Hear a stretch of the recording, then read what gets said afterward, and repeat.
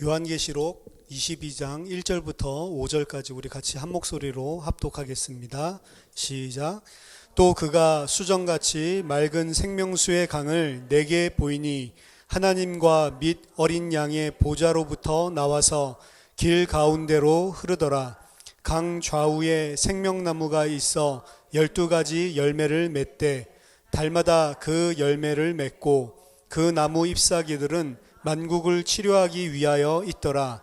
다시 저주가 없으며 하나님과 그 어린 양의 보좌가 그 가운데에 있으리니 그의 종들이 그를 섬기며 그의 얼굴을 볼 터이요 그의 이름도 그들의 이마에 있으리라. 다시 밤이 없겠고 등불과 햇빛이 쓸데없으니 이는 주 하나님이 그들에게 빛이심이라. 그들이 세세토록 왕노릇하리로다. 아멘. 오늘 이 본문 말씀으로 Eschatology in Protology라는 제목으로 같이 말씀드리겠습니다. Eschatology라는 건 종말론이죠.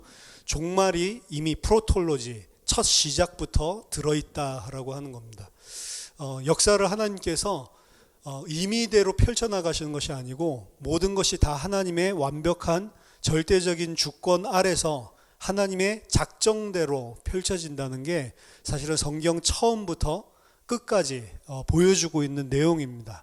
그래서 창세기 1장에서 시작된 창조 속에 이미 하나님이 에스케톨로지, 종말을 전부 다 집어넣어 놓으시고 창세기 1장에 이미 성경 전체의 내용이 다 들어가 있다라는 거죠. 첫 창조가 그냥 단순한 시작이 아니고 이미 끝을 바라본 시작이라는 것을 알아야 됩니다.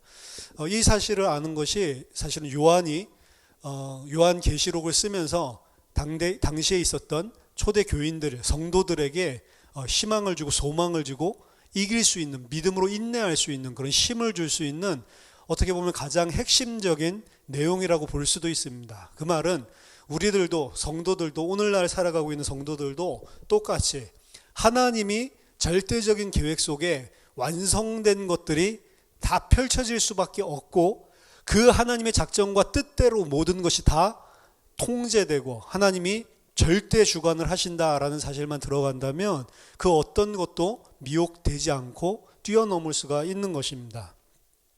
오늘 계시록 22장 1절에서 5절은 21장에서 살펴봤던 전체의 결론이다라고 볼 수가 있습니다. 따라서 이 단락은 21장 1절부터 8절에서 소개를 해줬고 그리고 9절부터 27절까지 묘사되었던 새 예루살렘에 대한 최종적으로 확장된 관점에서 묘사를 하고 있는 그런 결론적인 파트다라고 볼 수가 있습니다. 22장은 마지막 날의 예루살렘과 그리고 그 성전에서 흘러나오는 생명수 강과 관련해서 예언적인 장면을 보여주고 있는데요. 이 생명수 강에 대한 언급은 그리고 그 성전에서 흘러나오는 이런 성전의 모습은 이미 구약에서 다 드러났었죠. 에스겔서 47장에 그 가장 구약에서 완성된 그 미래의 성전의 모습을 보여주고 있고 스가랴 14장 8절에서도 등장을 합니다. 그날의 생수가 예루살렘에서 솟아나서 절반은 동해로 절반은 서해로 흐를 것이다. 여름에도 겨울에도 그러하리라. 영원히 흐르는 생수에 대해서 스가랴가 예언을 하고 있죠. 하지만 22장의 이 장면은 에스겔서나 그리고 스가랴에서 이야기하는 것보다 더 이전으로 올라가서 사실은 창세기 2장의 에덴 동산에 대한 묘사를 모델로 하고 있는 것입니다. 창세기 2장 10절부터 14절 보면 강이 에덴에서 흘러나와 동산을 적시고 거기서부터 갈라져 내 근원이 되었으니 첫째 이름은 비손이라. 금이 있는 하윌라 온 땅을 둘렀으며 그 땅의 금은 순금이요 그곳에는 베델리엄과 호마노도 있으며 둘째 강의 이름은 기혼이라. 구스 온 땅을 둘렀고 셋째 강의 이름은 히데겔이라. 아수르 동쪽으로 흘렀으며 넷째 강은 유브라데더라.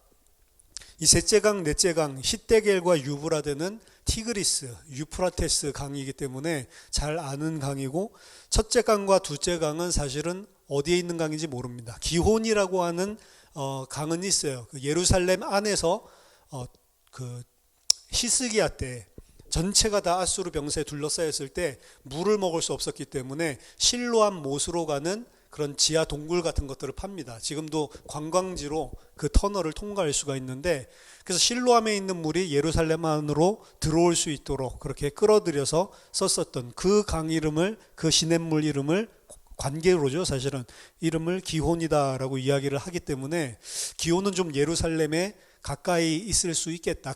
만약 그 강이라면. 하지만 실제로 그 기혼이 여기서 말하는 기혼인지는 잘 모르고 비손이라고 하는 이 강은 실제로 어디에 있는지조차 알 수가 없는 강입니다. 따라서 많은 사람들이 이 네 개의 강을 근거로 에덴 동산의 위치를 찾으려고 하고, 그리고 고대에 있었지만 말랐었던 강의 흔적을 그 티그리스 유프라테스 강 주변에서 찾아서 에덴이 어디에 있을까, 이 지리학적으로 그리고 위성 사진을 통해서 찾으려고 하는데 사실은 다 쓸데없는 짓입니다. 왜냐하면 창세기 2장에서 그려주고 있는 이 강의 모습은 세상에 없는 강의 모습입니다. 왜냐하면 모든 세상에 있는 강들은 조그마한 시냇물들, 조그마한 지류들이 흘러와서 함께 합쳐져서 강이 되고 흘러가는 게 일반적인 강의 모습입니다. 근데 여기에 있는 강은 세상에 없는 강이에요. 왜냐하면 에덴 동산에 있는 강은 그 근원이 중앙에 있고 그 중앙에서 흘러나와서 네 개의 큰 강을 이루는 것들을 보여주고 있습니다. 이런 강은 세상에 없단 말이죠. 시냇물이 흘러오고 그것이 조금 더 합쳐져 가지고 좀 더 큰 물이 되고 그게 계속 합쳐져 가지고 큰 강이 돼서 대해로 흘러나가는 게 세상에 있는 강이고, 이런 강은 없습니다. 따라서 에덴 동산을 묘사하면서 그린 이 네 강은 사실은 어떤 지리적으로 이 땅에 존재하는 것 같지 않은 그런 에덴 동산의 모습을 보여주고 있는 것입니다. 창세기의 에덴 동산을 근원으로 해서 흐르는 네 갈래의 이 강들 주변에는 우리가 이전에 살펴봤던 21장 18절에서 21절에 각종 12가지 보석들과 또 진주 그리고 정금으로 만든 길이 나오죠. 이것과 같이 각종 아름다운 보석들과 그리고 정금이 있다라고 이야기를 합니다. 이러한 것들이 같이 어떤 연속성을 보여주고 있는 거죠. 바나바서 6장 13절에 의하면 하나님은 종말을 처음에 하나님께서 창조하셨을 때처럼 만드실 것이다 라고 이야기를 합니다. 하지만 절정에 도달한 동산은 단순히 창세기 2장에 있었던 에덴 동산 그 첫 번째 것과 똑같이 회복되는 것이 아니고 그것과 비교했을 때 훨씬 더 큰 모습으로 그리고 훨씬 더 발전되고 완성된 모습으로 존재하게 됨을 요한은 계시록 22장을 통해서 보여주고 있습니다. 초기 기독교 문헌에서는 시대가 절정에 도달했을 때, 그러니까 종말이 왔을 때죠. 그때 성도들이 에덴에서 안식을 할 것이다 라고 생각을 했습니다.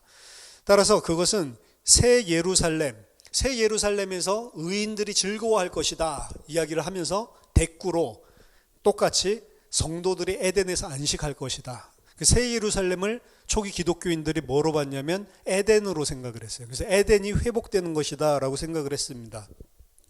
그리고 그 새 예루살렘, 새 에덴으로 인도하신 그 하나님의 모습을 그의 성소로 인도한다라고 묘사를 하고 있습니다. 따라서 에덴과 새 예루살렘을 하나님의 성소, 새 예루살렘이 하나님이 거하시는 성소, 그리고 에덴 또한 하나님이 거하시는 동산, 그렇기 때문에 에덴을 성소로 이해를 한 것이죠. 따라서 계시록 22장의 새 예루살렘에 흐르는 생명수의 강의 이미지, 이 모든 모습은 창세기 2장에서 나왔던 에덴의 회복, 아니 더 나은 에덴으로의 회복이라는 관점에서 초기 기독교인들이 이해를 했고, 요한 또한 그렇게 이해를 하고 있습니다. 거기에 가장 중요한 핵심이 유대교에서부터 그렇게 생각을 했는데, 에덴을 그냥 동산으로 생각하지 않고 하나님의 성소라는 개념으로 이해를 했다는 것입니다. 전통적으로 유대인들은 에덴 동산이 첫사람 아담이 하나님을 예배한 원형적인 성전이었다라고 생각을 했습니다. 이스라엘의 성전은 제사장이 직접 하나님의 임재를 독특하게 체험하는 그런 곳이고, 에덴 또한 아담이 하나님과의 독특한 임재를 체험한 곳이거든요. 하나님이 실제로 함께 거닐고 그리고 함께 대화를 나누는 그런 친밀한 교제를 이루었던 곳이 에덴이었기 때문에 에덴이 바로 성소다라는 개념이 있습니다. 창세기 2장 15절을 보면 여호와 하나님이 그 사람을 이끌어 에덴 동산에 두어 그것을 경작하며 지키게 하시고 라고 이야기를 하죠. 경작하며 지킨다. 경작한다라는 말은 원래 원어 히브리어에는 아바드입니다. 아바드는 많이 설명을 했죠. 예배하다. 하나님을 섬기는 것인데 특별히 예배하다. 이런 의미로 지킨다, 샤마르라고 하는 것은 이 두 가지 단어 아바드하고 샤마르 한다라고 하는 것, 이 두 단어는 구약에서 성막에서 일을 하고 있는 제사장이랑 레위인들이 직무를 언급할 때 사용됐던 단어입니다. 그들이 하나님을 섬기고 예배하고 그리고 그곳을 지키다, 가드한다.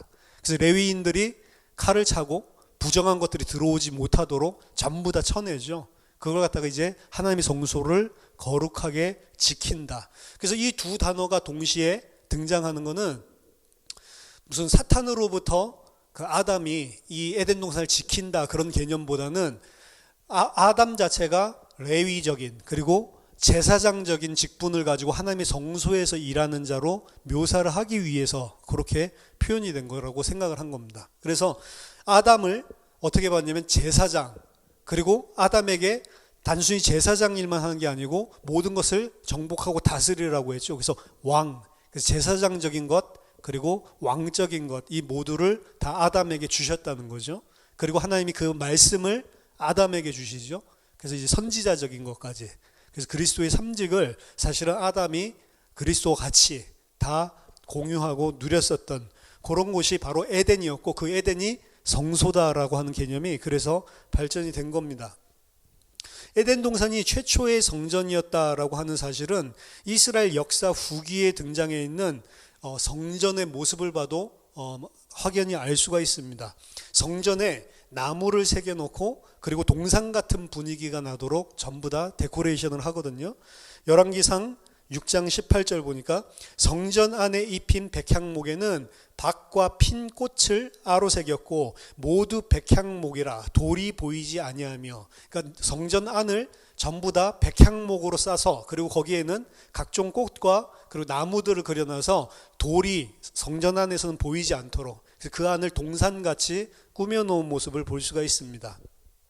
그리고 열왕기상 6장 29절, 32절, 35절에도 내 외소 사방벽에는 모두 그룹들과 종려와 핀꽃 형상을 아로 새겼다라고 이야기를 하고요.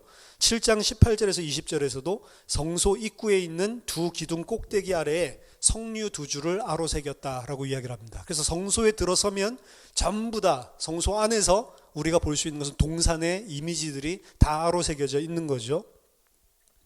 창세기 2장 8절에 보면 여호와 하나님이 동방의 에덴의 동산을 창설하시고, 동방의 에덴의 동산을 창설한 게 아니고 에덴이라고 하는 지역의 동쪽에 동산을 창설하시고입니다. 정확한 의미는. 그래서 에덴이라는 지역은 넓은 지역이에요. 에덴이라는 지역이 있는데 그 지역들 가운데 일부분 동쪽 끝에다가 하나님이 동산을 창설하시고 그 지으신 사람을 거기에 두었다라고 이야기를 합니다.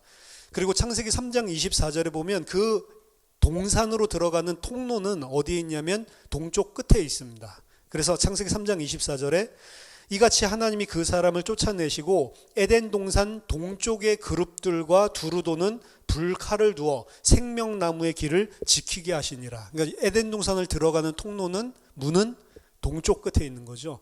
에덴이라는 지역의 동쪽 끝에 동산이 존재하고 있지만 그것을 출입하는 그런 길목도 동쪽에 있다라는 것을 보여줍니다. 이거는 성막과 성전에 들락날락하는 입구의 방향과도 똑같은 것이고요. 원래 그 아담은 흙으로 만들었다라고 이야기를 하는데 그 흙은 에덴에서 그 동산에서 취한 흙이 아니었습니다. 동산 밖에서 하나님이 흙을 취해서 만들고 에덴에 하나님께서 집어넣으셨죠. 어디를 통해서요? 동편 입구를 통해서. 이런 것들이 이제 이스라엘의 모습, 이스라엘의 구속 역사를 보여주는 겁니다.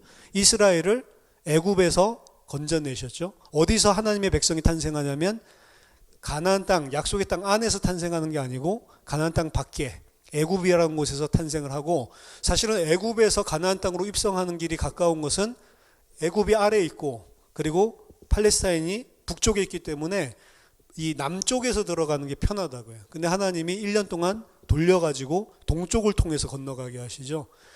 그리고 그 팔레스타인, 그 약속의 땅, 가나안 땅은 이들에게 하나님이 계시는 땅, 하나님의 약속의 땅, 하나님의 성소라는 개념이 들어가 있단 말이에요. 그러니까 이게 모든 게 다 아담 이야기를 계속 반복해서 하나님이 이야기를 해주시는 거죠. 그게 어떻게 종말에 어떻게 무엇을 실제로 이야기하고 있는지를 오늘 계시록 22장에서 보여주고 있는 것입니다. 따라서 아담 자체도 사실은 지금 한 3, 4년 전부터 계속해서 구약계에서 이 많은 그 논란을 디베이트를 하고 있는 게 뭐냐면 이 아담 이야기를 역사적으로 읽어야 되냐 아니면 아담 이야기는 그냥 어떤 교훈적으로 이렇게 읽어야 되냐, 여기에 대한 논란이 굉장히 많습니다. 그리고 모세 오경 자체에 대한 논란은 이미 오경 설명하면서 말씀드렸죠. 왜냐하면 오경 자체가 전부 다 그 모세 시대 때 쓰여질 수는 없다. 많은 부분들이 모세가 쓴 부분들이 충분히 많이 있을지라도 많은 부분들이 후대에 다 업데이트 됐고 그리고 새로운 부분들이 첨가되고 계속 변형된 모습들이 존재를 하기 때문에 모세가 이것을 100% 지금 우리가 가지고 있는 모습으로 만든다는 것은 불가능하다. 막 이제 이런 것들이 계속 학계에서 이야기를 하면서 특히 아담의 이야기가 역사성에 대한 부분들이 상당히 논란이 되고 있는 겁니다.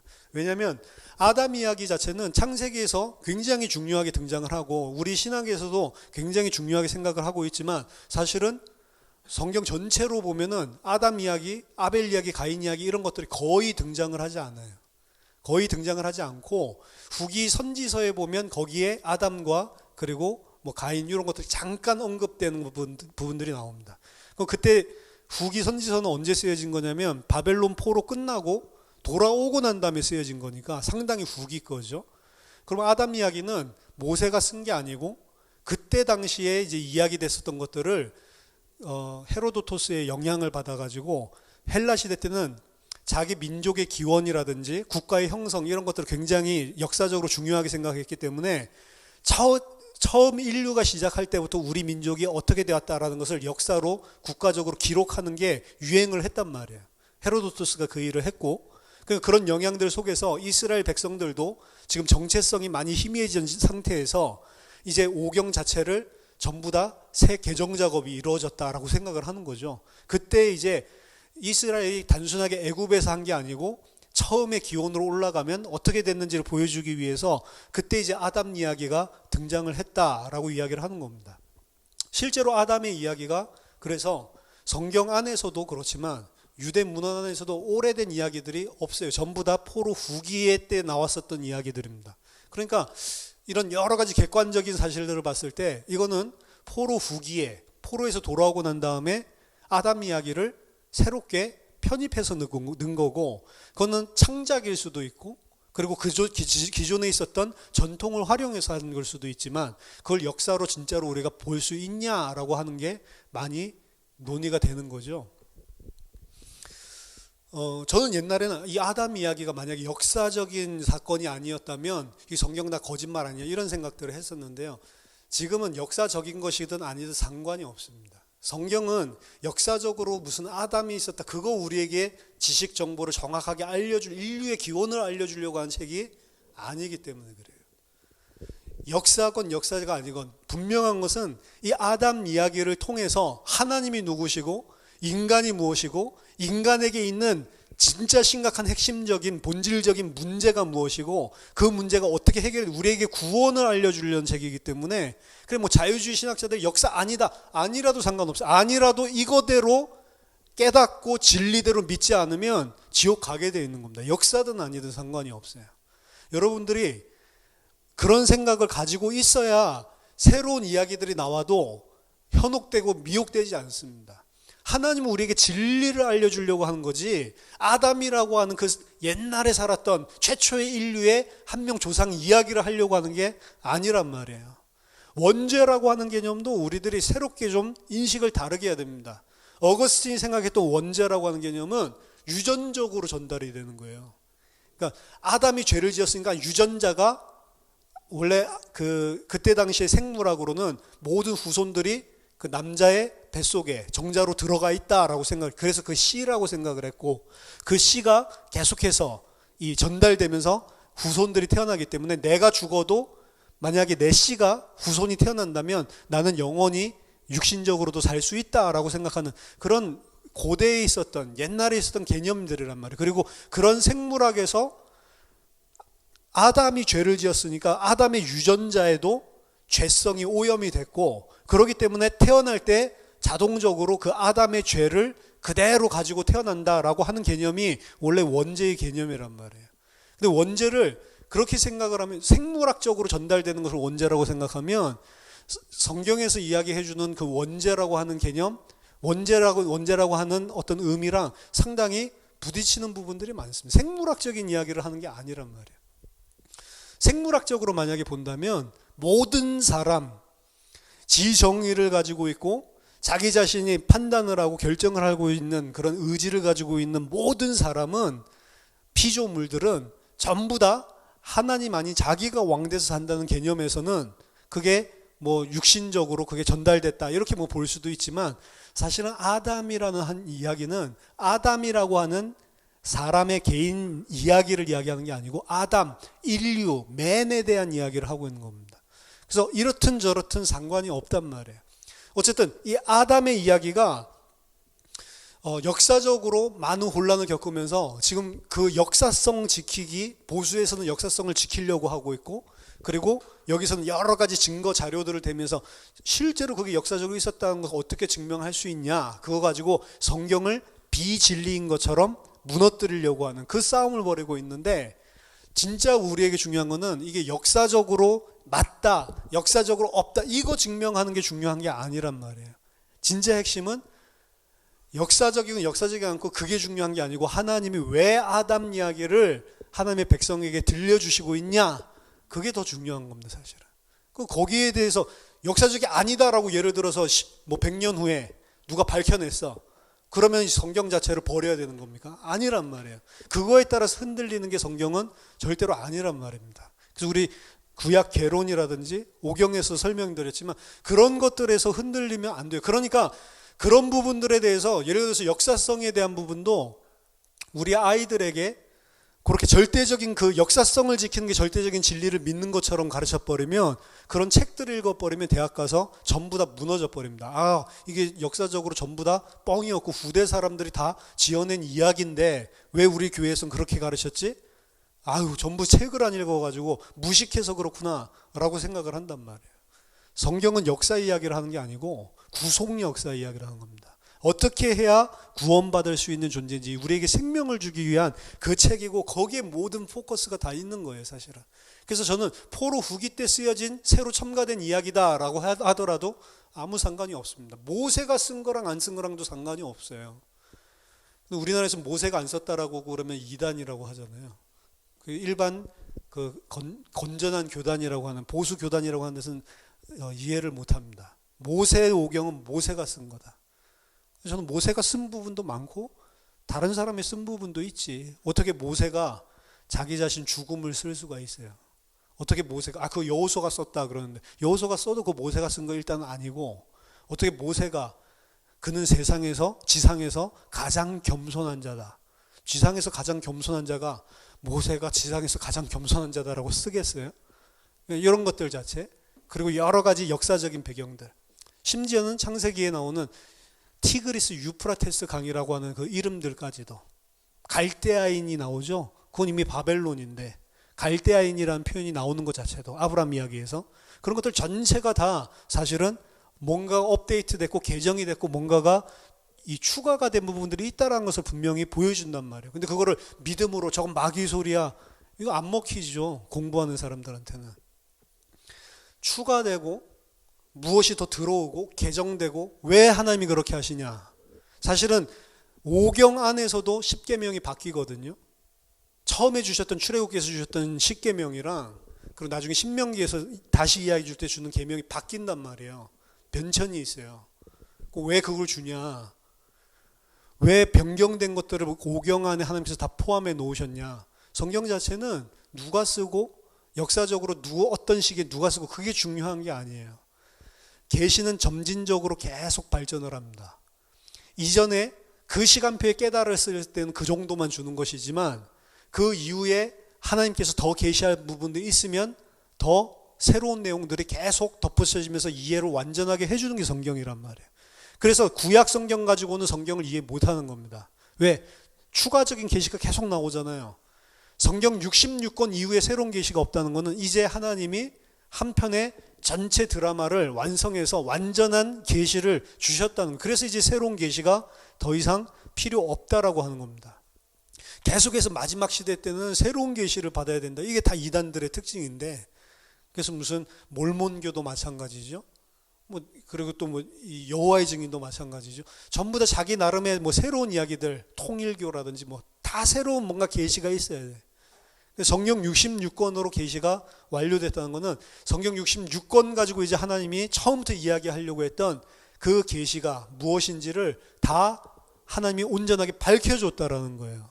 그래서 계시록 마지막에 보면 이 예언의 책에 무엇을 더하거나 빼는 자는 저주받는다라고 이야기를 하는 겁니다. 자, 에덴 동산의 이야기는 그래서 처음부터 사실은 뭘 이야기하고 싶어서 하나님께서 우리가 가지고 있는 성경에 그것도 가장 처음에 집어넣었냐면 우리의 구원에 대해서 이야기하기 위한 거란 말이에요. 에덴 동산 자체, 그리고 에덴 동산에 있는 모든 것들은 다 우리의 구원 이야기를 위해서 들어가 있는 겁니다. 그 중에 그 네 강의 근원을 가지고 있고 네 갈래로 흘러져서 들어가는 그 강 또한 에덴 동산의 위치를 설명하는 게 아니고 우리의 구원이 무엇인지를 설명하기 위해서 그 안에 있는 거라는 거죠. 내 강의 근원이 있다라고 하는 것은 구약의 개념에서 물이라고 하는 것, 강이라고 하는 것은 요즘도 마찬가지예요. 강을 생명, 젖줄이라고 이야기하듯이 생명에 대한 구원에 대한 상징적인 의미를 담고 있는 것입니다. 팔레스타인은 강이 그렇게 풍족한 곳이 아니에요. 와디라고 이야기를 합니다. 와디는 비가 많이 오면 이 강이 물이 흘러갈 때 패이는 그런 이 강바닥 모양의 형태를 띈 그걸 와디라고 하는 거예요. 그 와디는 항상 24시간 물이 1년 내내 철철 넘치는 곳이 아니고 건기가 들어가면 싹 다 말라버려 가지고 그냥 물이 흘러갔던 흔적만 있는 거예요. 강이 24시간 내내 흘러가고 그런 개념 자체가 팔레스타인 자체에 없는, 그래서 농사도 늦은 비와 이른 비, 위에서 내려주는 물에 의존하지 않으면 안 되는 그런 건지농을 짓는 문화란 말이에요. 오늘 우리나라처럼 무슨 강 옆에다가 이 관계수로 내가지고 그래가지고 물 철렁철렁 채우는 그런 농사를 짓는 곳이 아니라는 거죠. 따라서 구약 성경에서 나오는 물과 강의 이미지는 전부 다 구원에 관한 모델이고 구원에 관한 패러다임입니다. 이런 텍스트들이 곳곳에서 발전되어 있지만 실제로 오경 안에서는 이 에덴 동산에서 흐르는 이 네 강의 이미지 외에는 그렇게 강의 이미지가 등장을 하지를 않아요. 단지 하나 이야기를 하자면 하나님이 약속의 땅에서 이야기했을 때 그곳이 물과 그리고 젖과 꿀이 흐르고 그리고 좀 물이 좀 풍성한 것 같은 이미지, 그것은 하늘에 있는 비를 흡수하는 땅이다라고 이야기하는 이런 정도. 그래서 그곳은 뭔가 낙원과 같이 뭔가 우거지고 그리고 하나님이 농사가 잘 되게 하고 많은 열매들을 맺게 해주는 그런 아름다운 땅이다라고 하는 그런 이미지로 강이 등장을 할 뿐이지 실제로 그 물과 강에 대한 이미지는 에덴 동산에서 이야기한 이 네 강이 거의 유일하단 말이에요. 하지만 출애굽기 17장에 보면 그 이미지와 비슷한 것이 등장을 합니다. 에덴 동산에 그 강의 근원이 있고 그 하나님이 계신 곳을 근원으로 해서 강이 흘러가는 요 모습, 그걸 생각해 보면 출애굽기 17장은 하나님의 산 호렙산 신의 산에서 모세가 백성들에게 반석을 통해서 물을 내주는 장면이거든요. 이제는 어렸을 때 생각할 때 반석에서 무슨 우리 지금 정수기에서 물 나오는 것처럼 그렇게 나온다라고 생각을 했는데 시편을 보면 반석에서 터져 나오는 물은 그렇게 나온 게 아니고 시내같이 강같이 바다같이 흘러서 넘쳐나서 흘러나갔다라고 이야기를 합니다. 호렙산 꼭대기에서 모세가 반석을 치고 그 반석으로부터 백성들의 갈급함을 채워주는 그런 생명의 물이 흘러나오는 묘사가 출애굽기 17장 1절에서 7절에 등장을 하는 겁니다. 그리고 그곳이 바로 그 묘사된 곳이 하나님이 거하시는 산 호렙이라는 거죠. 하나님이 거하시는 곳에서 생명, 구원을 상징하는 물이 백성들을 살리기 위해서 터져 나오는 이러한 장면이 나오고 있습니다. 그래서 하나님이 거하시는 산에서 흘러내리는, 그걸 근원으로 해서 흘러내리는 물줄기라는 의미에서 에덴 동산의 이미지가 약하지만 거기에서는 등장을 하는 그런 정도가 오경 안에서 전부입니다. 하지만 시편에서는 이러한 부분들이 훨씬 더 물과 강에 대한 이미지가 구원과 하나님이 주시는 생명을 묘사하기 위해서 더 풍성하게 설명을 하고 있죠. 시편 65편 9절에서 11절 보니까 땅을 권고하사, 하나님이 땅을 권고하사 돌아보셔서 물을 대어 심히 윤택하게 하시며 하나님의 강에 물이 가득하게 하시고 이같이 땅을 예배하신 후에 저희에게 곡식을 주시나이다. 주께서 밭고랑에 물을 넉넉히 대사 그 이랑을 평평하게 하시며 또 단비로 부드럽게 하시고 그 싹에 복 주시나이다. 이 시편 65편은 구원을 즐거워하는 그런 시편입니다. 축복을, 그 구원의 축복을 이렇게 표현한 거예요. 하나님이 밭고랑에 물을 넉넉하게 돼서 물이 이랑을 다 채워서 평평하게 됐다. 마치 우리 논농사처럼. 서두에 말씀드렸지만 그런 농사는 이스라엘에 없는 거죠. 그래서 하나님이 주시는 이 구원이 얼마나 풍성한지를 믿음의 눈을 가지고 사실은 설명하고 있는 거지, 상상조차 할 수 없는 그런 농사, 그런 풍성함에 대해서 이야기를 하고 있는 것입니다. 특별히 여기서 하나님의 강에 물을 넉넉히 댄다라고 이야기를 하는데, 하나님의 강, 펠라짐이라고 하는, 이 펠렉이라고 하는 거에 그 복수형을 쓴 거거든요. 이 펠렉이라고 하는 것은 보통 강이지만, 스트림이지만 그냥 일반적으로 생각하는 우리 강이 아니고 근원이 있고 거기에 수로를 내 가지고 어디에 물을 댈 때 그걸 펠렉이라고 하네요. 펠렉. 그래서 하나님이 강에 물을 넉넉하게 밭에 댄다라고 했을 때 어떤 큰 물의 근원이 있고 거기에 펠렉, 이 물줄기를 터서 하나님께서 거기에 관계수로를 터서 거기에 물을 채워놓고 있는, 그렇게 해서 그 밭 이랑이 평평하게 되는 그런 큰 강으로부터 흘러나오는 줄기 이야기를 하는 거예요.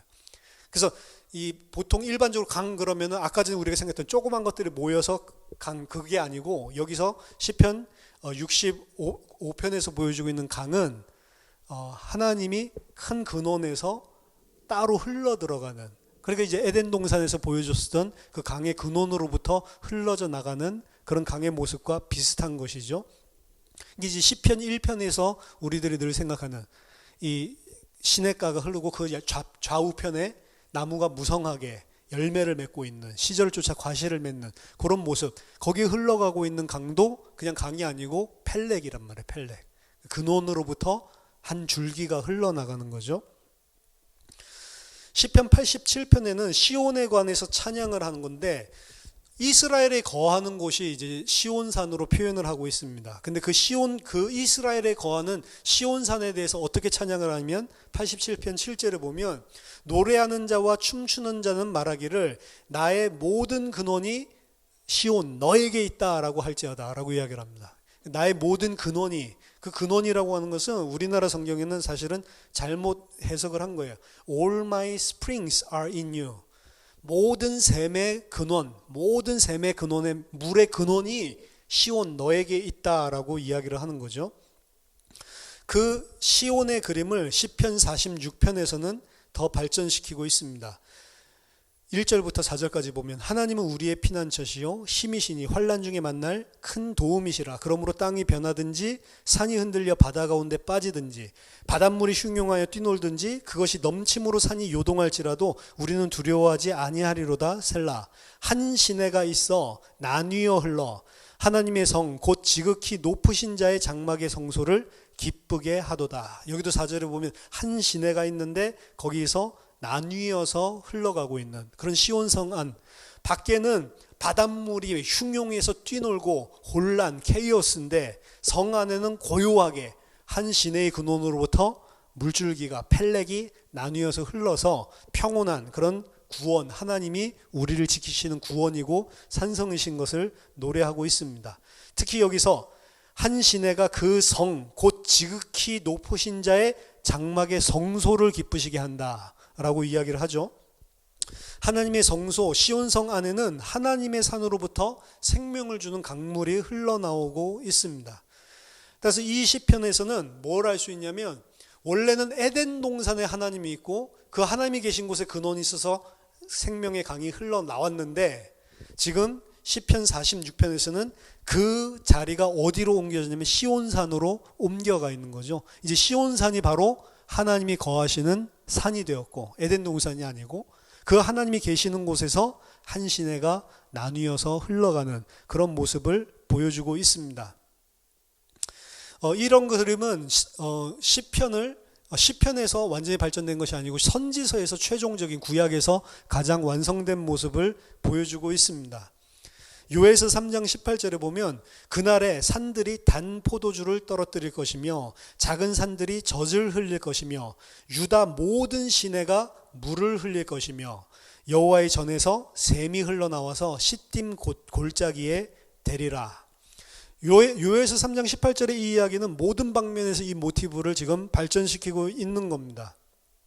시온산에서 이제 흘러나오는 것이 아니고 요엘서에서는 여호와의 전에서 샘이 흘러나와 라고 이야기를 하죠. 이제 그 시온산 예루살렘 거기가 아니고 그 안에 성전에서 드디어 이제 흘러나온다라고 더 구체적으로 성전이 바로 이 샘의 이 강의 근원이다라고 하는 것을 이야기하고 있습니다.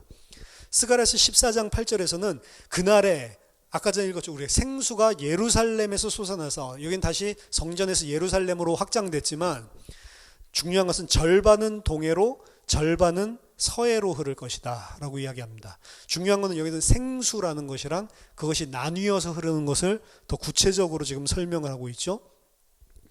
여기서 이야기하는 그 생수라고 하는 표현을 요한이 사용을 하고 있는 겁니다. 요한복음에서부터 생수라는 표현을 하죠.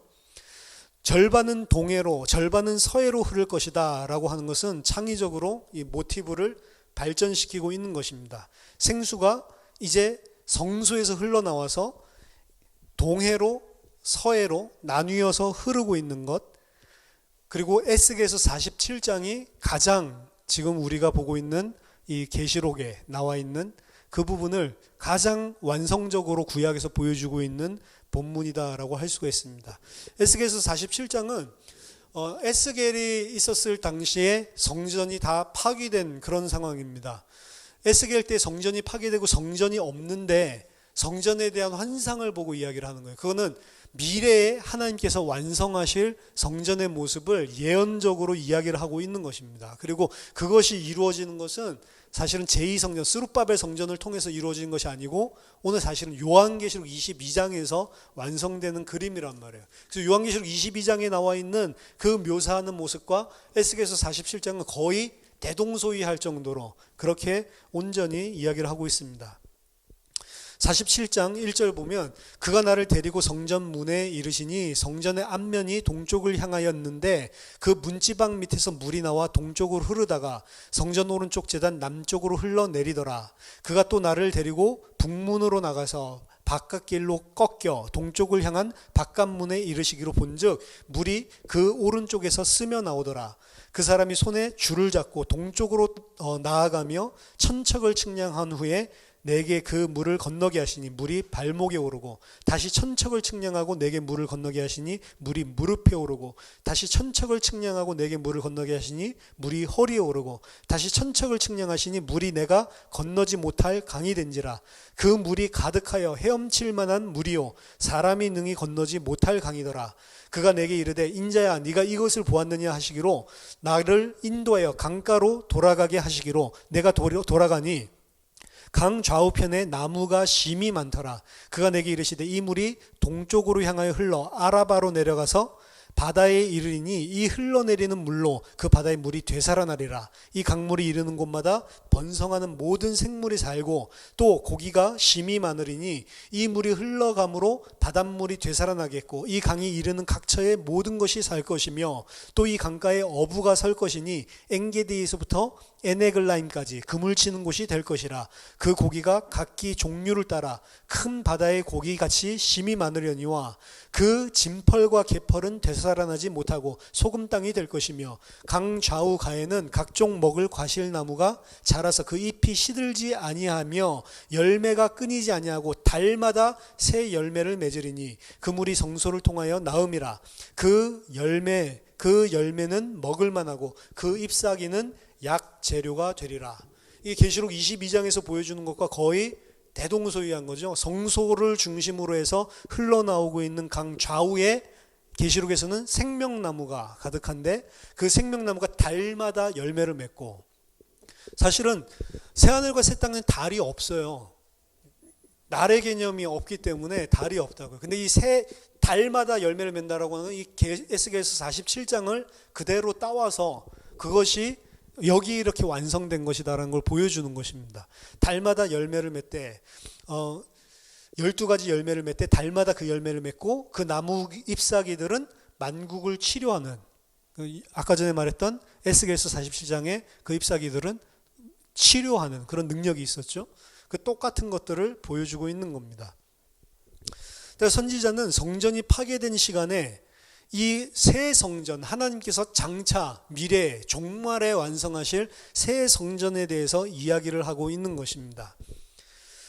이것이 구약 성경을 통해서 강의 근원으로부터 흘러나오는 하나님이 거하시는 곳을 중심으로 하나님의 성소에서 강이 흘러나오고 그건 생명을 주고 치료하고 다 살리는 그런 생명수다라고 하는 것이 구약 안에서 쭉 발전되어 오는, 그 에덴 동산에 흐르는 내 강은 뭘 이야기하려고 하는 거냐면 하나님이 거하시는 산에서, 하나님이 거하시는 성소에서 모든 것들을 다 회복하고 영원히 살리고 치료하는 생수가 흘러나올 것이다 라고 하는 것을 보여주기 위해서 사실은 에덴 동산의 내강을 이야기하고 있는 거란 말이에요.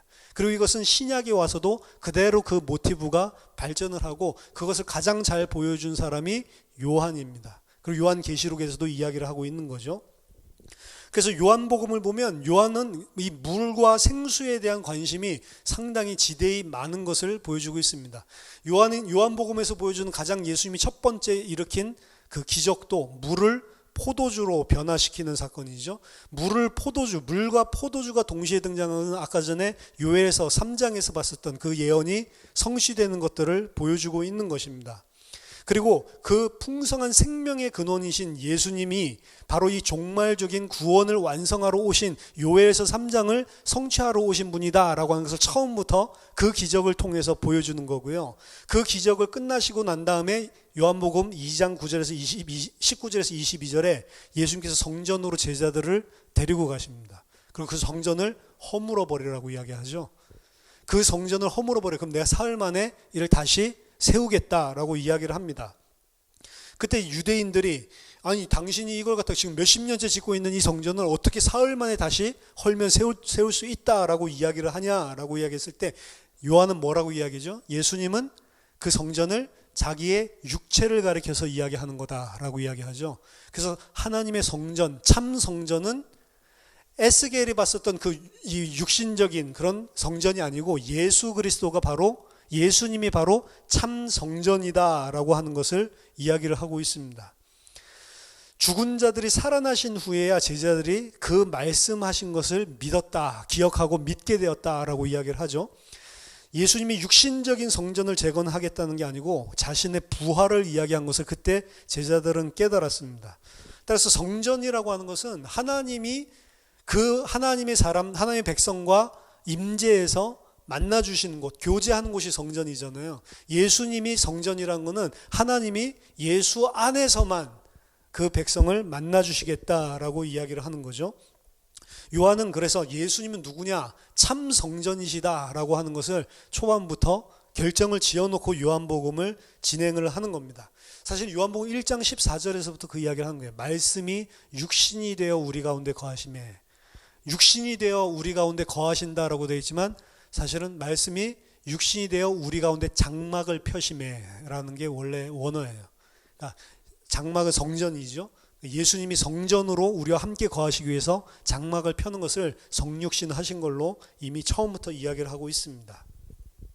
요한복음 4장에 가면 사마리아 여인을 만나죠.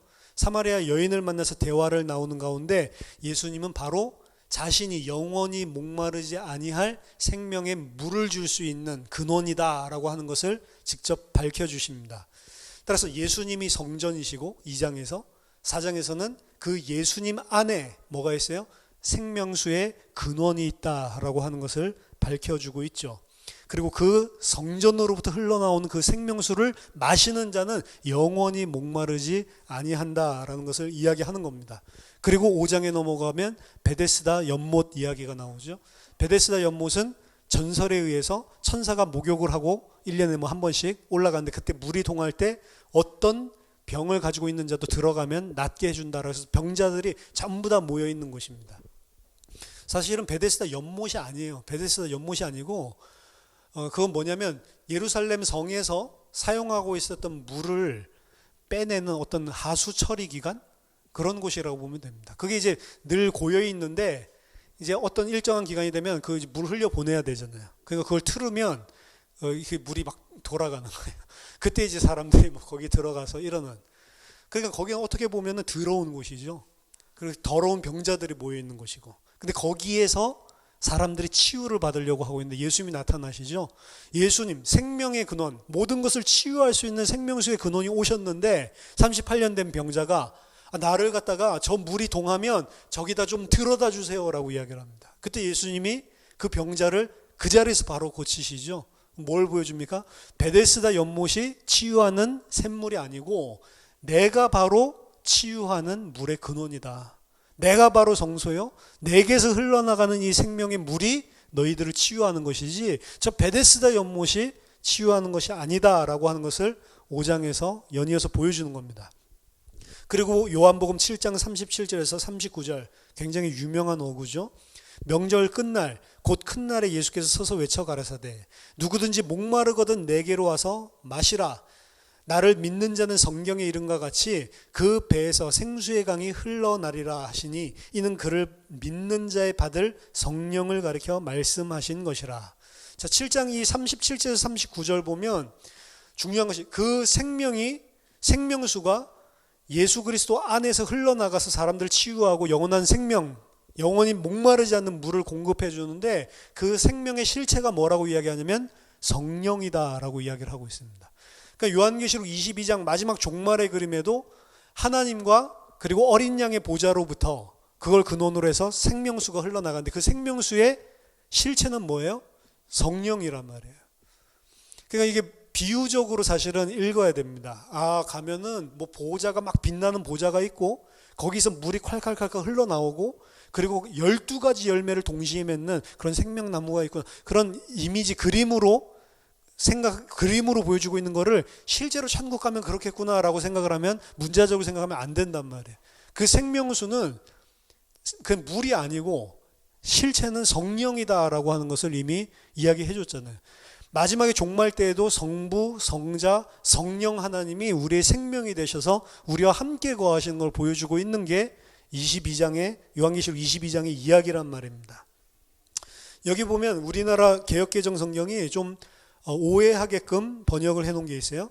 누구든지 목마르거든 내게로 와서 마시라. 나를 믿는 자는 성경에서 이르기를 그 배에서 생수의 강이 흘러나리라 라고 했기 때문이다, 이렇게 해석을 했는데, 그럼 예수님으로부터 생수를 마시면 그 마신 성도의 속에서 생수가 흘러나간다, 이렇게 지금 해석이 되어 있거든요. 근데 원어를 지금 이야기하는 예수님이 생수의 근원이고 예수님의 배에서부터 흘러나간다라는 그 관점을 가지고 견지하면서 헬라어를 그대로 해석해 보면 사실은 대꾸를 이렇게 이루고 있습니다. 예수를 믿는 자에게서 흘러나오는 것이 아니고 누구든지 목마른 자는 내게로 오게 하라. 그리고 나를 믿는 자는 누구든지 마시게 하라. 왜냐하면 성경에 이르기를 그의 배에서 생수의 강이 흘러나온다라고 했기 때문이다. 이렇게 해석을 하면 예수님이 바로 그 물이 흘러나오는 근원이다라고 하는 그 일맥상통하는 사실을 견지하면서 사실 해석이 되는 똑같은 헬라어 문장인데 어디에서 끊느냐에 따라서 제가 지금 나중에 말한 걸로도 해석이 될 수 있고, 그리고 앞에서 우리 개역개정이 해석한 대로도 될 수가 있단 말이에요. 대꾸적으로도 제가 봤을 때 이게 더 맞고, 그리고 지금 신학적인 흐름에서도 더 맞습니다. 따라서 누구든지 목마른 자, 그 목마른 자를 누구라고 표현하고 있냐면 누구든지 나를 믿는 자는 내게 와서 마시라라고 하는 겁니다. 목마르지 않은 사람은 마실 수가 없죠. 목마른 자를 믿는 자, 그러니까 줄이고 목마르고 애통하는 자, 이 자들이 다 누구냐면 자기 자신이 줄이고 목마르고 애통하고 자기 자신이 누군지를 알기 때문에 예수를 의지하고 믿는 자란 말이에요. 그 자들에게는 생수가 그 배에서 흘러나가서 그들의 이 줄인 목을 축여주고 그들에게 영원히 목마르지 않게 해주신다는 거죠. 그래서 예수님이 생수가 흘러나오는 근원이 된다라고 하는 것을 요한복음 7장에서도 이야기를 하고 있는 것입니다. 예수님이 바로 새로운 에덴, 참된 성전, 이 생수의 근원이다라고 하는 사실을 요한은 계속해서 이야기를 하고 있습니다. 그래서 요한복음 9장에 예수님께서 실로암 못의 그 소경들을 고치실 때 침을 뱉어서 진흙을 이겨서 그 눈에 바르시는 거예요. 그거는 침에 무슨 효능이 있는 게 아니고 예수님이 바로 그 생명수의 근원, 생명수의 근원으로부터 나오는 침입니다. 침이 아니죠. 상징적으로 보여주고 있는 겁니다. 비유적으로. 예수님이 바로 그 성소에서 흘러나오는 샘물이고 그 예수님의 침을 그 성소에서 흘러나오는 물로 비유해서 보여주고 있는 거죠. 그래서 치유하는 효능이 있는 것들을 보여주고 있는 겁니다. 요한복음 19장 28절에 보면 그 생명수의 근원 되신 예수님이 십자가에서 하신 말씀을 요한은 기록하고 있습니다. 이후에 예수께서 모든 일이 이미 이룬 줄을 아시고 성경으로 응하게 하려 하사 가라사대 내가 목마르다. 처음부터 이제 물의 근원이고 생수의 근원이라는 사실을 요한이 쭉 흘러가다가 마지막 십자가 상에서 예수님의 모습을 딱 포착해서 이야기한 게 예수님이 목마르다라고 하는 것을 본 거예요. 생명의 근원을 가지신 분이 목마를 수가 있습니까? 목마를 수가 없는 거잖아요. 근데 내가 목마르다. 그리고 요한은 다른 그 복음서 기자들과 달리 예수님이 죽으셨을 때 창에 찔리시죠?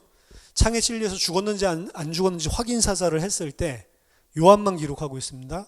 피와 모든 물이 다 흘러나온 거를. 예수님이 목마르다 하시고 모든 물을 다 쏟아내셔서 마르시는 것을 보여주는 거예요. 생수의 근원이신 그분이 우리를 살리기 위해서 그 모든 생수를 다 쏟아내시고 자신은 우리같이 목마른 자가 돼서 그 십자가에서 우리 대신 우리가 죽어야 할 그 죽음을 대신해서 죽는 것들을 요한은 정확하게 묘사를 하고 있죠. 그래서 생수의 근원이신 그분이 6절 동안 6개의 구절 동안 목마른 상태로 그리고 모든 물이 바닥나서 다 말라서 죽은 상태로 요한은 그리고 있습니다. 예수님의 성령, 예수님이 십자가에서 죽으신 죽음이 바로 우리에게 생수를 주시기 위해서 모든 자신의 생수를 다 쏟아내시는 모습을 요한은 그리고 있습니다. 그리고 요한계시록에 이 이야기를 하고 있는 거예요. 그러니까 에덴 동산의 이야기에서부터 쭉 흘러와서 에덴 동산에서 흐르는 그 근원의 실체는 사실 어떤 샘의 근원이 있는 게 아니고 예수 그리스도로부터 흘러나오는 물이었던 거죠. 그 물이 있어야지만 살 수 있는 건데, 그 물이 있어야지만 치유받는 것, 그 물이 있어야지만 영원히 죽지 않는 것. 에덴 동산에 있는 그 네 강은 이것이 그리스도를 통해서 어떻게 성취될지를 보여주는 거예요. 에덴 동산에 흐르는 네 강의 근원은 에덴의 위치나 그리고 그곳에 있었던 무슨 풍성한 이미지를 보여준다기보다는 어떻게 이것이 완성되어서 하나님의 백성에게 생명을 주는지를 설명하기 위해서 네 강도 등장을 하는 겁니다. 그리고 그것이 궁극적으로 완성되었을 때의 그림, 그게 오늘 계시록 22장에 그 강의 근원이신 하나님, 어린 양으로부터 그 물이 흘러나오고, 어린 양의 배꼽으로부터 흘러나왔다라는 것도 있고요. 어린 양의 배에서부터 흘러나왔다. 혹은 어린 양의 입에서부터 흘러나왔다. 이렇게 된 사본들이 있습니다. 보좌로부터 지금 흘러나왔다라고 이야기를 하죠. 보좌로부터 흘러나왔다. 더 구체적으로는 어린 양의 배, 어린 양의 입. 왜냐 입으로 나오는 말씀이 성령이니까 입으로부터 흘러나왔다. 이렇게도 이 사본가 그 필경사들이 신학적인 의미를 넣어가지고 이렇게 쓴 사본들도 많이 존재를 합니다. 뭘 다 보여주냐면 어린 양으로부터 하나님으로부터 그 근원이 되는 생명수가 흘러나오고 있고 그 생명수는 성령이다라는 것을 이야기했습니다. 그래서 그곳에 있는 자들은 영원히 목마르지 않을 수밖에 없는 거고 그곳에는 그렇기 때문에 여기 보면 더 이상 저주가 없다라고 이야기를 하죠. 더 이상 아픈 것도 존재하지 않습니다. 그의 얼굴을 그래서 우리가 그곳에서 보게 되고 그의 임재를 누린다는 거죠. 그의 이름도 그들의 이마에 있으리라. 이름이 그 이마에 있다라고 하는 것도 제사장적인 이야기입니다. 제사장들은 쓰고 있었던 그 머리관에 하나님의 이름이 쓰여져 있어요. 그 교황도 그래서 나는 하나님이다 이게 쓰여져 있잖아요. 교황 꽃갈 모자에. 그러니까 그게 나는 하나님이다 이게 불경하게 하려는 게 아니고 구약에 보니까 하나님의 그 이름이 쓰여져 있으니까 하나님을 뭐 대리한다 뭐 이런 걸로 아마 새겨놓은 것 같아요. 제사장의 이마에 원래 하나님의 이름이 쓰여져 있었다고요. 그렇죠? 그러니까 우리의 이마에 그 하나님의 이름이 쓰여 있다는 건 두 가지인데 하나님이 인쳤다. 하나님의 것이다. 하나님이 보호한다. 절대로 누구도 뺏을 수 없다라는 게 우리 이마에 이름이 있다는 거고 또 한 가지는 하나님의 임재 앞에 선 제사장적인 신분을 이야기하는 겁니다. 아담이 제사장이었다고 했죠. 우리는 하나님의 임재와 더불어서 제사장으로서 하나님을 섬기고 예배하는 그런 직무를 하나님과 새하늘과 새 땅에서 누리게 되는 걸 이야기합니다. 그리고 또 아담이 뭐였죠? 왕이었죠. 그래서 5절에 그들이 세세토록 왕노릇 하리로다. 제사장적인 신분과 그리고 왕에 대한 신분이 동시에 등장을 한 겁니다. 그래서 첫사람 아담이 하나님에게 받았지만 죄로 말미암아 다 놓쳤었던 그것이 영원히 하나님의 백성에게 제사장, 왕 같은 제사장으로 우리에게 회복되는 것들을 요한이 보여주고 있는 것입니다. 따라서 에스케톨로지인 프로톨로지라고 하는 개념이 이미 에덴 동산을 이야기할 때 사실은 신약 성경에 없는 사람들은 에덴 동산 이야기를 어떻게 해석했을지 모르지만 하나님이 구약 성경만 줬을 때에도 에덴 동산의 이야기는 이미 하나님의 머릿속 하나님의 작정 속에는 계시록 22장을 염두에 두고 주신 거죠. 하나님에게는 과거, 현재, 미래가 다 하나로 보이니까 영원의 세계에 있으니까 이 사실을 사실은 잘 생각을 못하니까 그 알미니안 같은 사람 중심의 신학들이 나오는 거예요. 구원이 내가 뭔가를 하면 결정되는 걸로 생각을 하는 겁니다. 하나님은 과거, 현재, 미래가 없습니다. 하나님이 작정을 하셨으면 그대로 다 됩니다. 그리고 그대로 다 역사 속에 펼쳐질 수밖에 없고 모든 것을 다 주관하십니다. 이미 에덴 동산 이야기할 때부터 하나님의 머릿속에는 뭐가 있어요? 계시록 22장이 있단 말이에요. 에덴에서 아무리 실패해도 상관없습니다. 왜? 하나님은 하나님의 백성을 계시록 22장에 새 예루살렘에 살게 만드실 거니까. 그렇죠? 이미 다 완성된 미래. 종말론이 창조 안에 들어가 있다라고 하는 이야기는 완성된 미래를 우리는 산다는 거예요. 그러니까 이거는 우리 자신의 무슨 어떤 의나 우리 자신의 실수에 의해서 좌지우지되는 게 아니라는 겁니다. 우리가 하나님의 백성으로 택함 받으면 이미 그 순간에 끝난 겁니다. 어떤 면에서는. 그래서 구원을 역사 속에서는 우리가 뭐 어느 시점에 봤지만 이미 우리의 구원은 언제 다 완성됐어요? 창세 전에 이미 다 완성된 거란 말이에요. 창세 전에 하나님이 계획 작정하셨을 때 다 끝난 것입니다. 사실은. 구원이라고 하는 과정을 통해서 우리에게 진짜 하나님의 백성으로 하나님의 자녀로 왕같이 제사장같이 살 수 있도록 하나님이 우리를 깨우치는 것에 불과한 거죠. 이미 다 완성된. 에스케톨로지 인 프로톨로지라는 의미는 그래서 우리는 하나님의 백성은 완성된 미래를 살아가는 자라는 거예요. 흔들릴 필요가 없습니다.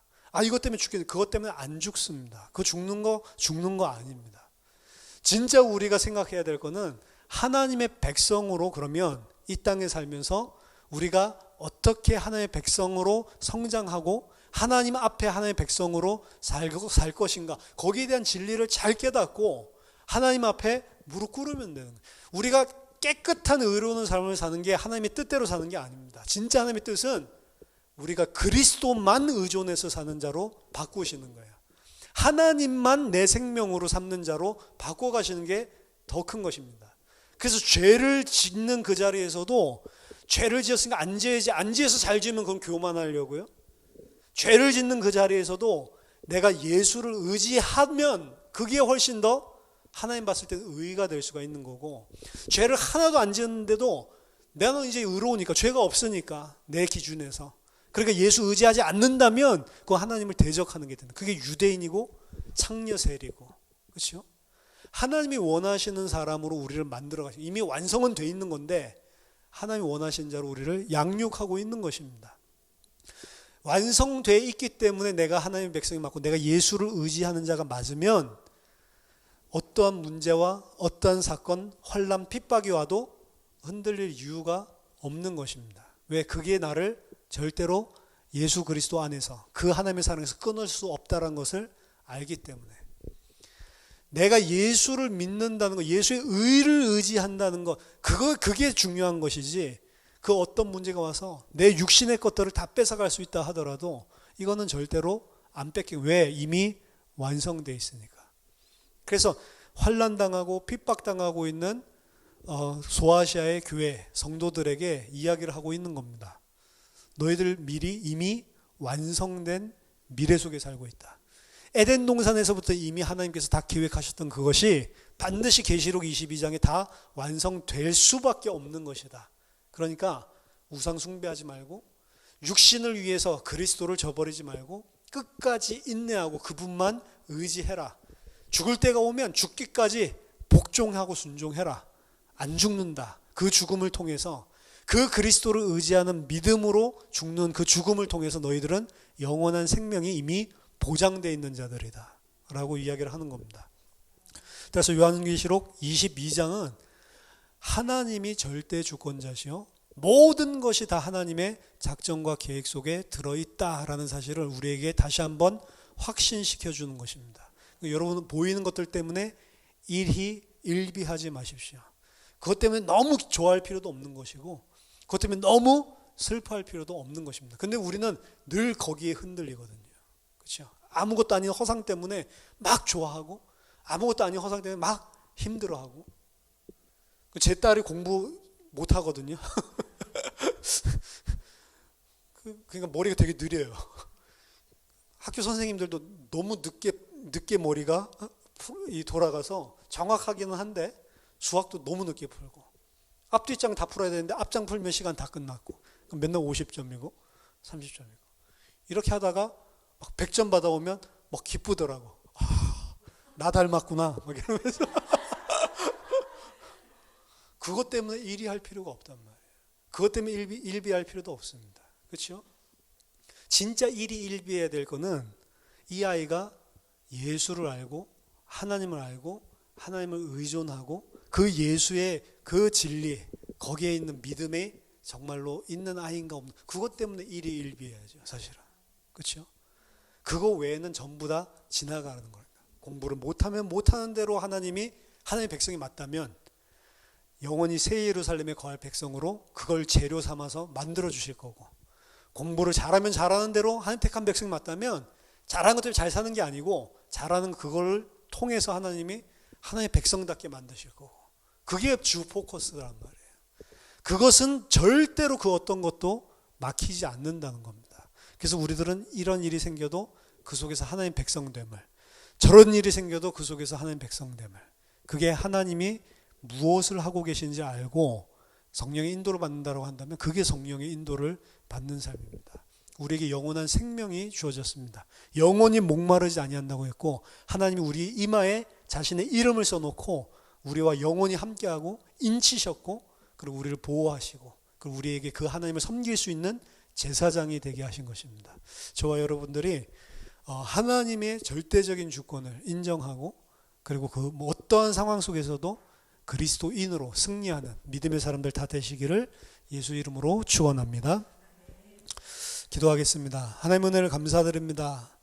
이미 창세전에 영세전에 그리스도 안에서 우리를 택하셔서 하나님 앞에 흠없고 거룩하게 하나님 앞에 온전히 왕같은 제사장으로 살 수 있는 자로 우리를 불러주시고 우리를 또한 그렇게 만들어주신 하나님의 은혜에 감사를 드립니다. 하나님 이 진리 가진 자로 끝까지 믿음을 가지고 싸워서 이기는 승리하는 성도들 다 될 수 있도록 우리에게 성령으로 은혜를 허락해 주시옵소서. 예수 그리스도 이름으로 기도하옵나이다. 아멘.